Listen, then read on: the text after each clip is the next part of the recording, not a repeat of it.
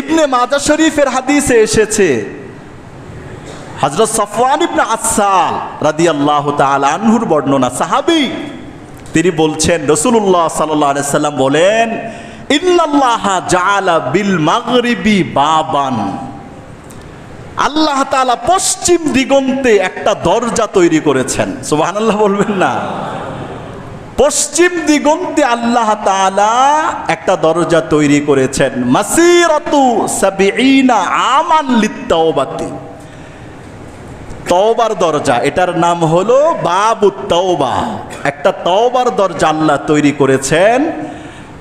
ওই তওবার দরজাটা আর জুহু মাসিরাতু সাবঈনা আমান, পৃথিবীর সবচেয়ে দ্রুতগামী যান দরজার এক পার্শ্ব থেকে আরেক পার্শ্ব পর্যন্ত যেতে 70 বছর লাগবে। সুবহানাল্লাহ বলে না? আর এটা সংক্ষেপে শুনলেন আর মনে করলেন আর কতটুকু হবে, আমাদের দরজা থেকে 3 গুণ 4 গুণ বড় হবে, এরকম নাকি? কত বছর লাগবে? এখান থেকে সৌদি আরব কত ঘন্টা লাগে? বিমানে যায় কত শত শত হাজার কিলোমিটার, 4584 কিলোমিটার, 6 ঘন্টা 8 ঘন্টা লাগে। এখান থেকে আমেরিকা 13,219 কিলোমিটার, 23 ঘন্টা লাগে। মানে একদিনেই হাজার হাজার মাইল সফর করা যায় বিমানে।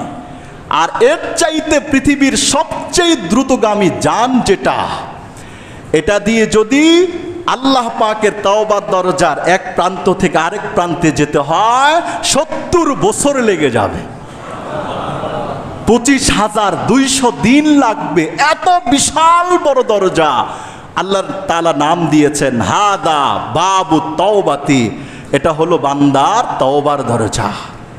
সুবহানাল্লাহ বলেন না?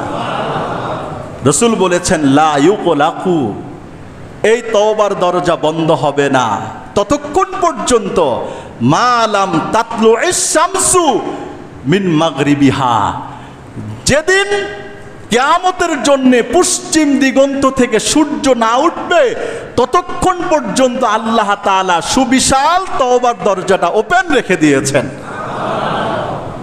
এত বড় দরজা দিয়ে সবাই একসাথে ঢুকলে তো আটকে যাব, তাই না? কথা বলে না? এত বিশাল দরজা দিয়ে এক ধাক্কাই তো এই পৃথিবীর মতো হাজার লাখ পৃথিবী, কোটি পৃথিবী ঢুকে যাবে একসাথে। এবার আপনি মনে করুন রব্বুল আলামিন আপনার আমার জন্যে মহাব্বত ভালোবাসায় তাওবার দরজাটা কত বিশাল বিস্তীর্ণ করে দিয়েছেন। সুবহানাল্লাহ। তওবা করব তো ইনশাআল্লাহ, সবাই করব তো ইনশাআল্লাহ। আল্লাহু আকবার।